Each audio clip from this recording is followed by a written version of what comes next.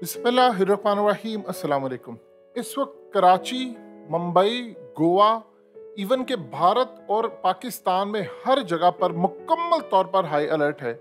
ये जो ख़ास तौर पर शदीद समंदरी तूफ़ान बाइपर जॉय, इसने असल में प्रॉब्लम ये आई है कि इसकी शिद्दत इस वक्त कम नहीं हो रही।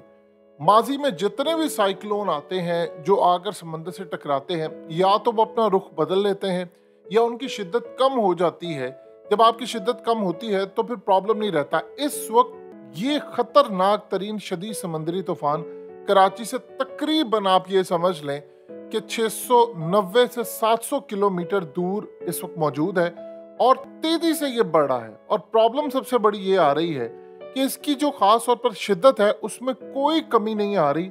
और इस सारी सूरत हाल के अंदर तकरीबन ये 15 जून को आकर टकराएगा। और ये अगर टकराता है, और इसका खास तौर पर याद रखिएगा, अगर तो डायरेक्शन इसकी नहीं बदलती तो फिर याद रखिएगा पाकिस्तान के लिए शदीद खतरे की घंटियां इस वक्त बजी हुई हैं। क्योंकि जो इस वक्त इनकी हवाओं की रफ्तार है वो तकरीबन 160 किलोमीटर फी घंटा हो चुकी है। और प्रॉब्लम ये है कि इसकी जो लहरें हैं वो 40 फीट बुलंद है।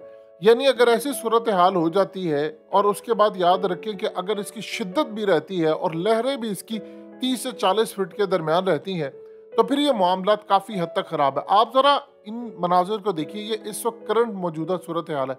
ये लहरें हैं, ये छोटे पैमाने पर है, लेकिन अगर ये 40-50 फीट तक चली जाती हैं तो फिर आप इनकी शिद्दत का अंदाज़ा लगा सकते हैं कि ये सारे का सारा जो पानी है वो कराची, ठट्टा और दीगर जगहों से ये शहरों में दाखिल हो जाता है। होता यूँ है कि कभी कभार अगर तूफान कमज़ोर हो जाता है तो फिर इसकी शिद्दत जो होती है, यानी वो फिर नॉर्मल रहती है, यानी 8 से 10 फीट या 6 फीट तक भी लहरें होती हैं, तो तब तो मैनेज हो जाती हैं चीज़ें।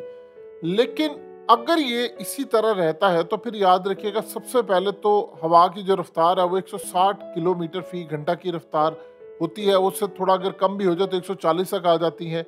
लहरें बहुत ज़्यादा ऊंची हो जाती हैं और शदीद तूफ़ानी बारिशें होती हैं। जब ऐसी सूरत हाल होती है तो फिर मामला काफ़ी हद तक ख़राब हो जाते हैं। इंडिया में इस वक्त मुकम्मल तौर पर हाई अलर्ट है। इस वक्त पाकिस्तान के अंदर इंतज़ामिया ने मुकम्मल तौर पर समंदर का जो तफरीकी और तमाम जितने हमारे मछेरे हैं उनको कहा है कि आप लोगों ने नहीं जाना। दूसरा एक बात याद रखिएगा, कराची का जो सबसे बड़ा मसला ये है कि कराची सतह समंदर से नीचे है। यहाँ पर पानी जब आता है तो बहुत ज़्यादा बड़ी तादाद के अंदर निचली सतह पर भी आ जाता है। हमारे यहाँ पर इस वक्त एनडीएमए ने मुकम्मल तौर पर वार्निंग जारी कर दी है। माजी में इससे ज़्यादा ख़तरनाक मामला थे, लेकिन उनकी शिद्दत और उनकी जो डायरेक्शन थी वो अल्लाह पाक ने बदलवा दी। अब ये दुनिया भर में जितने समुद्री तूफान आते हैं ये किस तरह बहा कर ले जाते हैं, उनकी सबसे बड़ी वजह ये होती है कि वो इसी तरह आते हैं और वो डायरेक्शन चेंज नहीं करते। अभी तक इसकी डायरेक्शन चेंज करने में दूर दूर तक कोई इम्कान नज़र नहीं आ रहा। अब प्रॉब्लम सबसे बड़ी ये है कि इस वक्त तूफान की शिद्दत में ख़तरनाक हद तक इजाफा देखने में आ रहा है और इसकी मुसलसल इस वक्त मॉनिटरिंग की जा रही है। बारिशें शदीद हो सकती हैं और उन्होंने कहा है कि ख़ास तौर पर हवा जो है वो इतनी ज़्यादा तेज़ चलती है कि जो कमज़ोर और नाकिस बिल्डिंग्स हैं, बिल बोर्ड है, इनको नुकसान पहुंचने का शदीद खतरा है। और इवन के ये बलूचिस्तान की जानिब, ख़ास तौर पर उनके बॉर्डर की जानिब से भी मामला काफ़ी ख़राब है, यानी उसकी जो साहिल की पट्टी है उसको भी असल में ये टच कर सकता है। अब इस सारी सूरत हाल के अंदर असल में मामला क्या है? मामला ये है कि एक तरफ तो वज़ीर आला सिंध ने कहा जी सरकारी मुलाजिमीन को अपने इजला से बाहर ना जाएं। दूसरा, हमें इंतज़ार ये करना है कि अगर इसकी शिद्दत कम हो जाती है तो चीज़ें ठीक है, अगर खुदा न खासा इसकी शिद्दत ज़्यादा रहती है, और ये देखिए इंडिया के अंदर भी इस वक्त बार बार इसको कहा जा रहा है कि इसकी शिद्दत बहुत ज़्यादा है और ये काफ़ी हद तक डैमेज कर सकता है। आप ये देखिए कि मुल्क के अंदर ऑलरेडी बारिशें हो रही हैं, हर जगह पर मामला ख़राब हैं, यानी ये आज से पहले कभी भी नहीं हुआ। और कराची का बहुत ज़्यादा एक मसला है। कराची का मसला ये है कि आप ये समझ लें कि हम बिल्कुल, आप अल्लाह पाक ने हमें अभी तक बचाया है एक ख़तरनाक साइक्लोन, अल्लाह कभी भी ना करे, कभी भी ना करे। कराची के बारे में जो पहले आज से तकरीबन सन 2000 में पेशन गोई की गई थी साइंटिस्ट की जानिब से कि कराची 2040-2050 के दरमियान ये पूरा मुकम्मल तौर पर डूब सकता है, ये बड़ी देर पहले कहा था।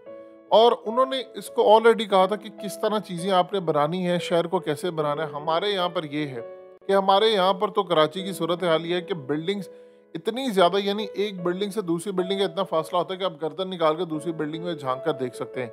आपने नालों पर बिल्डिंग बना ली, सारा सिंध कराची लूट कर खा गए, ज़मीनें खा गए, और सब इसमें शामिल थे। यानी कोई इसमें मुकद्दस गाय नहीं होती, या कोई इसमें नहीं होता जी मैंने नहीं किया फलाना, सब ने इसको रज के लूटा, रज के खाया। उसका मसला ये हुआ है कि अब आप अगर खुदा ना खासा एक साइक्लोन आता है और वो कराची के अंदर जब लहरें ज्यादा वो दाखिल हो जाता है, आप इसको पानी को कैसे मैनेज करेंगे? यहाँ एक बारिश हो जाती है कराची के अंदर, पूरे का पूरा निजाम आपका धर्म भरम हो जाता है, यानी आप उसको मैनेज नहीं कर पाते।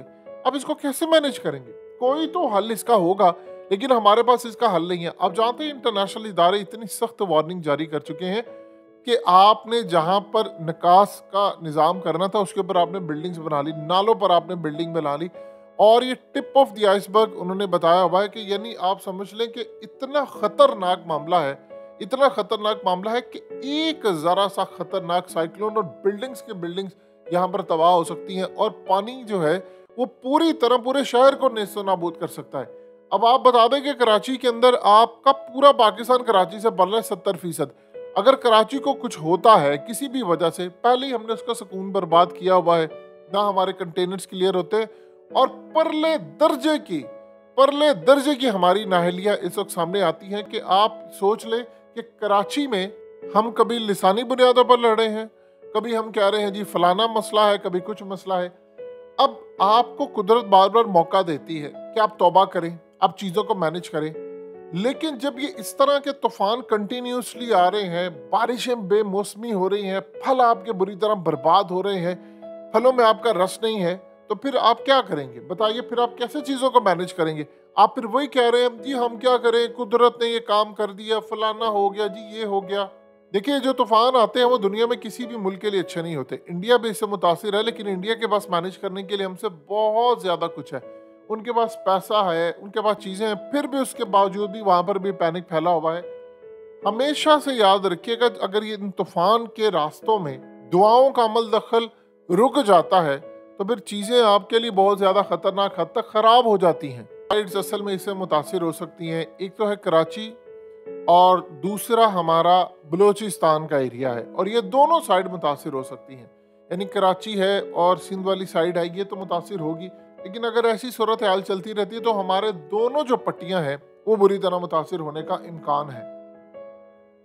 देखिए, पाकिस्तान में सैलाब आया तो हमारी किसी ने मदद नहीं की। ये बात आपको अपने दिल और दिमाग में बिठानी चाहिए कि अब कोई किसी की मदद नहीं करता, यानी हमारी कोई मदद नहीं करता, क्योंकि उनको पता है, और उनको ये वो बच्चे नहीं है, उन्होंने अपने इदारे रखे हुए हैं। वो देखते हैं हम जब उनको इमदाद का कहते हैं, वो हमें इमदाद भेजते हैं, तो बदले में हम उनकी इमदाद हड़प कर लेते हैं। तो बेवकूफ़ तो नहीं है, जिन्होंने पैसा भेजना होता है उनको पता होता है कि पैसा जा कहाँ रहा है, कौन खा रहा है, कौन इस पर हाथ साफ कर रहा है। तो आप ये देखें कि अभी तक जो हमें इमदाद के वादे हुए थे कि आपको इतने अरब देंगे, फलाना देंगे, ये देंगे, कहाँ पर आया वो इस लाभ की वजह से? तो ये सारी सूरत हाल जो है वो हमें मैनेज करनी है खुद ही, और इस पर अगर अच्छा रिस्पॉन्स हमारा नहीं आता तो उसमें हमारी जानी नुकसान भी खुदा न खास्ता हो सकता है।